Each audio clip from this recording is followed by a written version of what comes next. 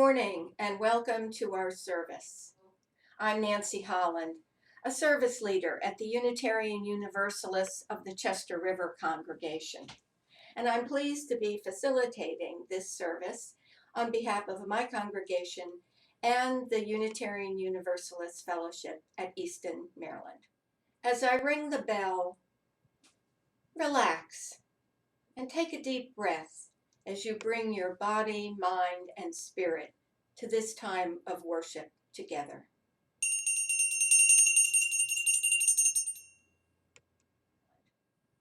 I'm also delighted this morning to welcome our guest speaker, Unitarian Universalist minister Christin Green.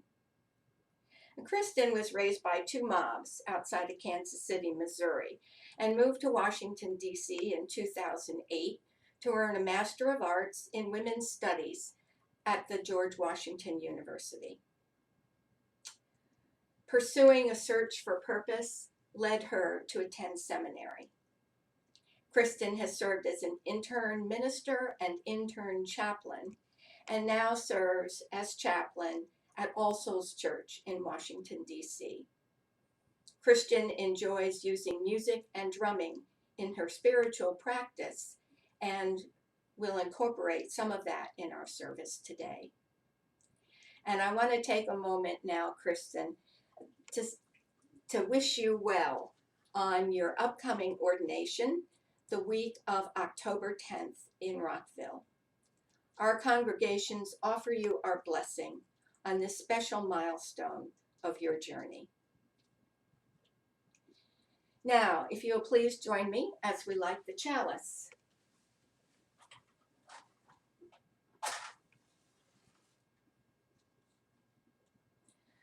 Listen. Listen to silence. Listen to the wind. Listen to the stars. Hear trees. Dance. Dance to the beat of your neighbor's heart. Dance to the rhythm of your childhood dreams. Sing. Sing to the tune of your rushing blood. Come, let us howl our hallelujahs. Come, let us pray and sing and celebrate. Come, let us worship together. I'd also like to take a moment this morning to remember and honor Justice Ruth Bader Ginsburg. She was appointed to the U.S. Supreme Court on this date, October 4th, in 1993. 27 years later, we honor and are grateful for her advocacy. We mourn her passing, and we honor her legacy. That she became notorious and a cultural icon in her later years tickled her. And at this particular time, I think there's a lot we can learn from RBG's approach to her work and to life. She's famous for many quotes about the court and the legal system, but these two struck me at this time of such tension and divisiveness in our society. RBG said, "I'm a very strong believer in listening and learning from others. And you can disagree without being disagreeable." Now, please join me as we have our first hymn, Gather the Spirit.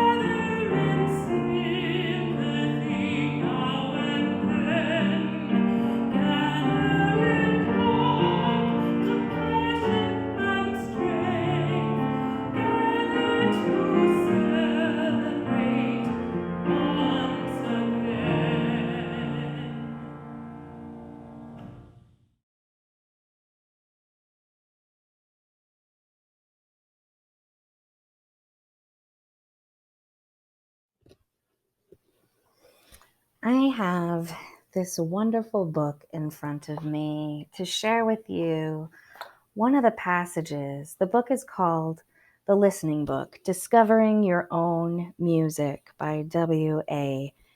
Mathieu. And this chapter is called Life Drummer.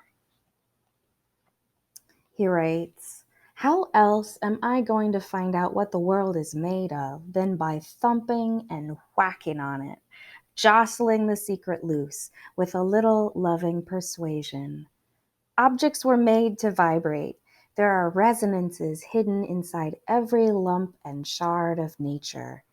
My nature is to unleash them. Everything has a sound. Don't be shy. Tap with your finger might reveal a holy book.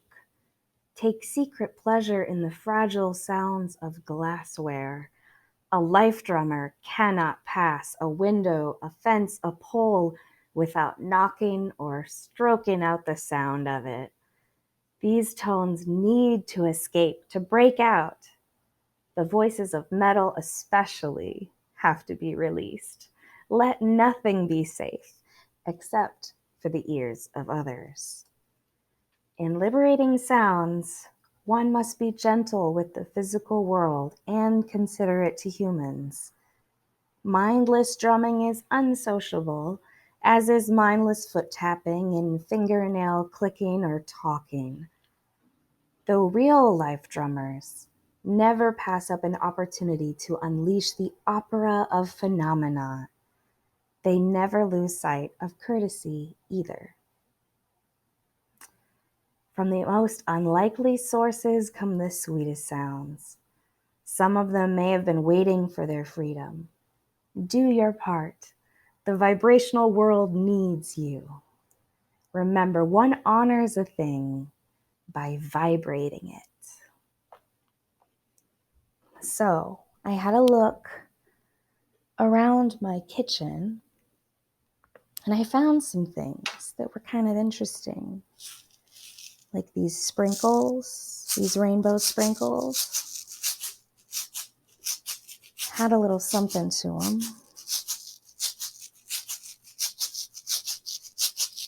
And then the salt and pepper, too. Softer, gentler. But you can still hear that vibration, right?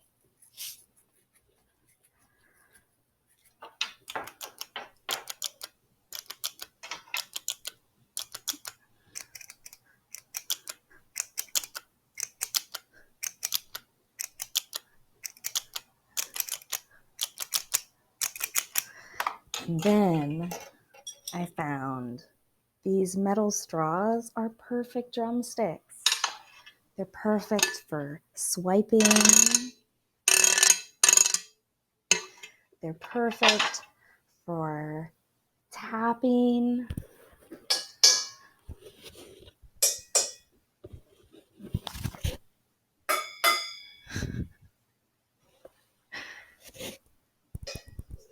And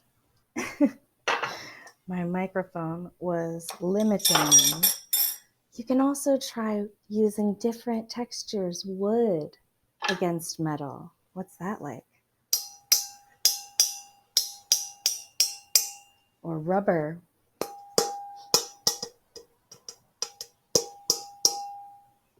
Just have fun. Enjoy the vibrations, raise the vibrations, because each of you are life drummers.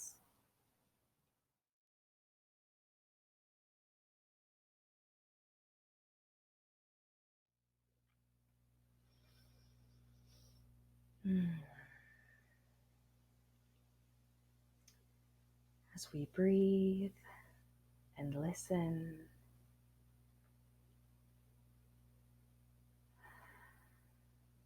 we listen for our breath. We listen for the faint pulse of blood rushing through our veins, rushing through our bodies, pumping from our hearts.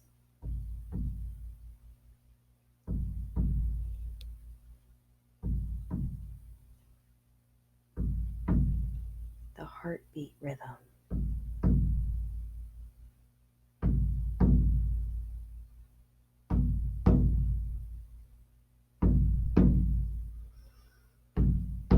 first rhythm we ever know. And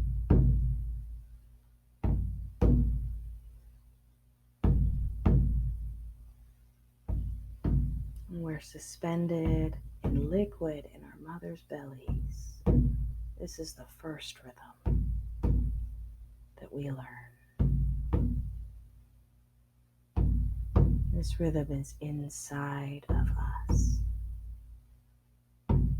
Don't say you don't have rhythm. It's inside of you.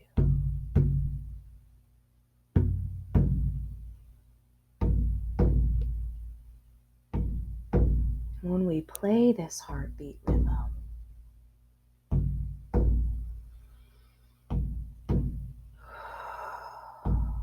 when we play it on a drum made from animal skin,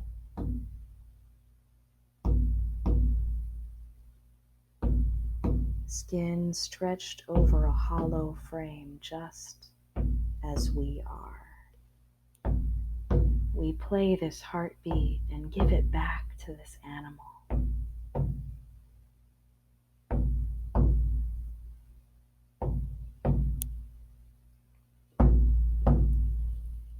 We share this heartbeat rhythm, this new life rhythm,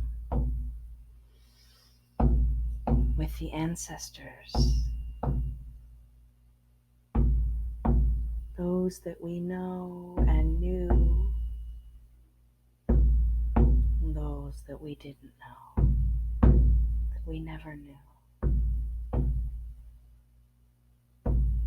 those that were complicated.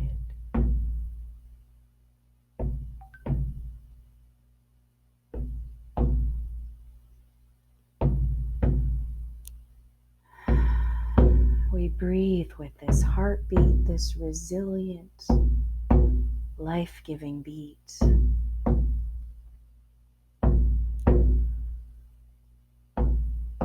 Knowing in our bones that we have everything we need.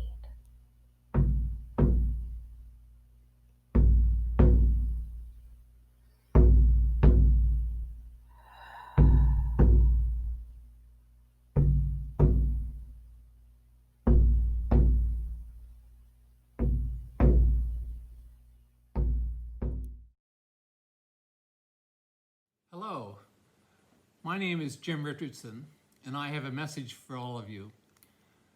The Fellowship Social Justice Committee is proud to offer our members a unique opportunity this month through its special monthly collection program. This month, we are asking members to contribute to the Asbury United Methodist Church, a Black church we have partnered with for years in addressing racial injustice issues in our community. Asbury is one of the oldest churches in Easton and is the life center of the historic Hill neighborhood. For years, meals for needy families have been prepared in its kitchen and distributed by many of our members under the watchful eye of Mary Young. Asbury has a historical significance to our history on the Eastern Shore. It is where Frederick Douglass came on November 1878 and spoke to a crowd, giving his standard lecture on working hard and saving money. It is also a very important place where people can come to worship, but also come during the week and just be with each other. Now Asbury can use everyone's help. The church is hoping to raise $75,000 while they are closed during COVID, so that they can do critical renovations to the first floor, which serves as both common room and kitchen. Repairs that will ensure that the church can reopen to continue its community food mission in a safe and healthy facility. Sadly, the need for the 150 hot meals and 200 Thanksgiving dinners typically prepared for the needy has only increased. Please contribute generously to this special collection during the first week of October so that this important work at Asbury can continue. You can donate to Asbury in one of two ways. First, if you go on the UUFE homepage website, press the Donate Now to UUFE button and follow the directions. Second, you can simply write a check to Asbury with a note at the bottom that signifies the amount is for the Social Justice Special Collection for October, and mail it to UUFE, Post Office Box 1162, Easton, Maryland 21601. Thank you very much. This is a time in our service that we reserve for acknowledgments of the heart, the time when we can share our joys and our concerns with our congregational families. This morning, I would like to light a candle, as we have every week, for all the first responders, healthcare professionals, frontline workers keeping our stores open, people who are out there confronting the virus every day, working to keep us safe and comfortable in our homes. I also light this candle for all those who have succumbed to this pandemic, and to their families who have lost loved ones. I also light this candle for people in our congregations that I know are dealing with health issues, family issues, perhaps the depression and isolation that comes from the COVID virus and the chaos of our current world. Let us hold all those people dear. And for those joys or concerns that remain still in our hearts, let us take a moment of silence.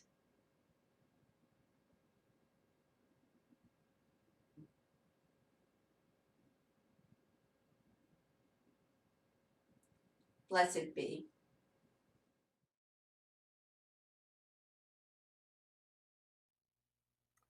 Listening to the unknown.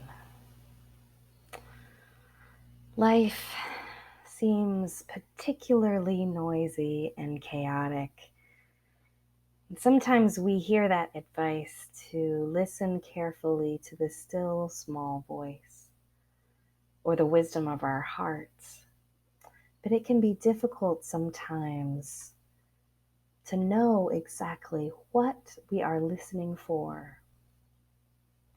I don't know if you remember that film in the 90s, 1997, or it was also based on a book, Contact.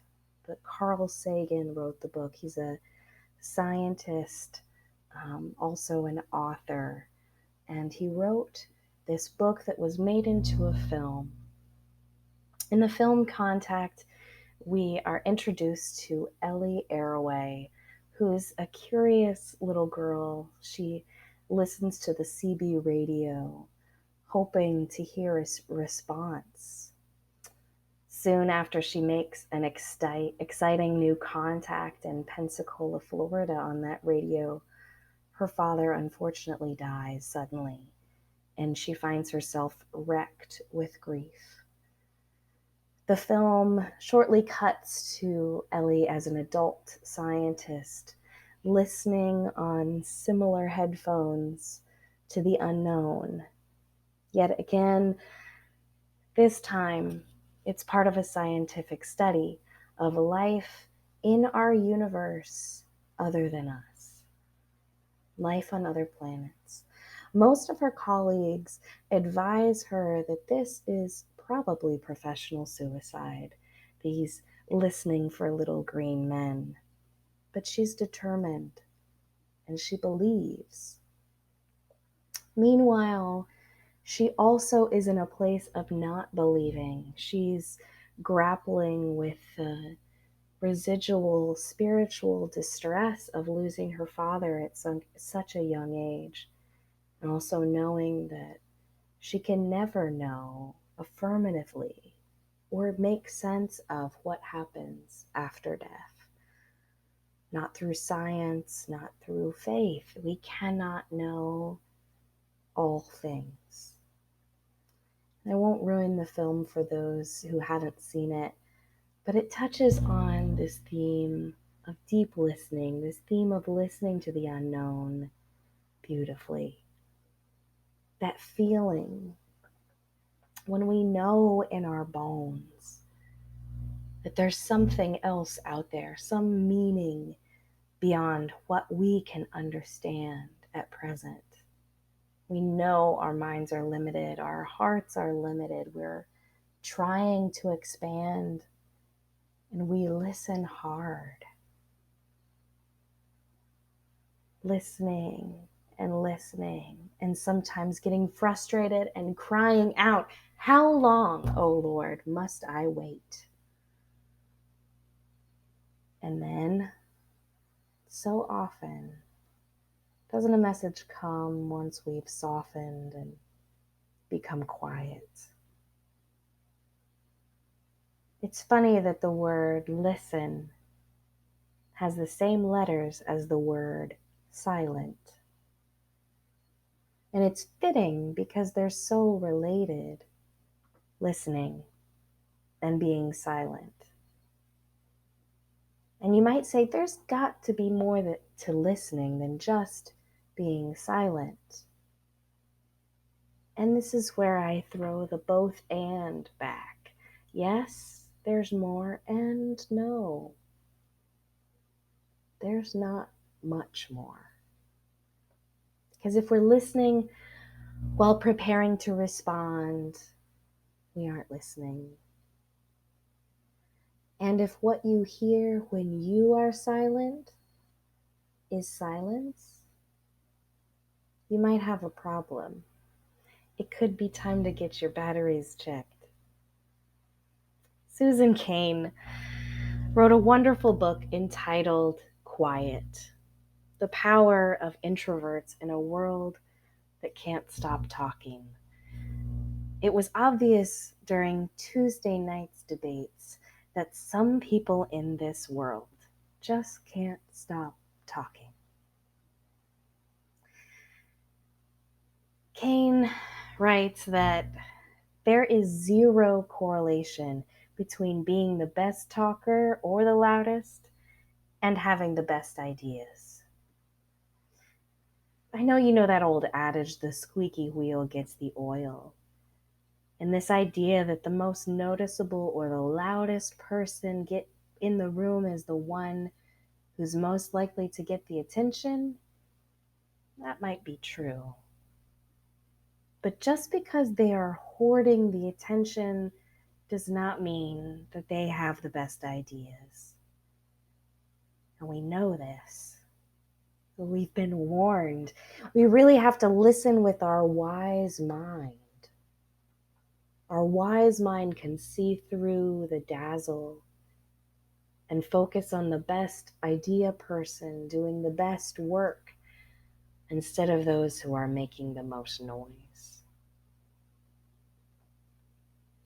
I have another excerpt from the listening book that I'd like to close with today called Dreamed Music. I dreamed I wrote a symphony, but when I woke up, I couldn't remember it. In my dream, I was in the audience. Then I was conducting the orchestra. Then I was floating downstream on a river barge while along the banks curving lines of musicians played the score in perfect stereo. I could hear the resin on the bows of the violins, thrilling high trumpets, real cannon for drums. If only I could remember the music. If only I could write it down. No one can tell you what you really hear when you dream music. The impression can seem much more vivid than music, as if coming from somewhere inside of it. But the stuff of dreams is more rarefied than the stuff of music. The vibrations are finer, more like feeling than sound, more like the inhalation of a poet before she speaks a line than the spoken line itself. Just as dreamlight is soaked up in the light of day, dream sound is lost in the noise of wakefulness. Don't long for the music. You can't capture your dream symphony and bring it back alive to the conscious, rational world. Amen. But you can often clearly remember how the music made you feel. Go for the real meaning of the dream. Go for the feeling.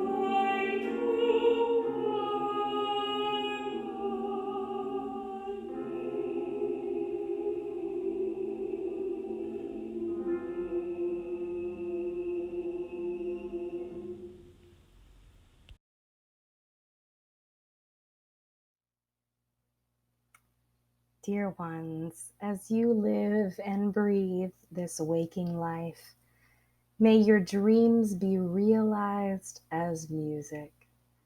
May the messages from Spirit reach you like the perfect song on the radio or the timer on the oven for a fresh batch of chocolate chip cookies. Listen with your wise mind for the meaning behind the noise. Enjoy the music of your own silence. Bow to the mystery and listen carefully to the unknown. Go in peace. Amen. Please join me as we extinguish the chalice. We extinguish this flame, but not the light of truth, the warmth of community, or the fire of commitment. These we carry in our hearts until we meet again. Please now join Philip with the benediction.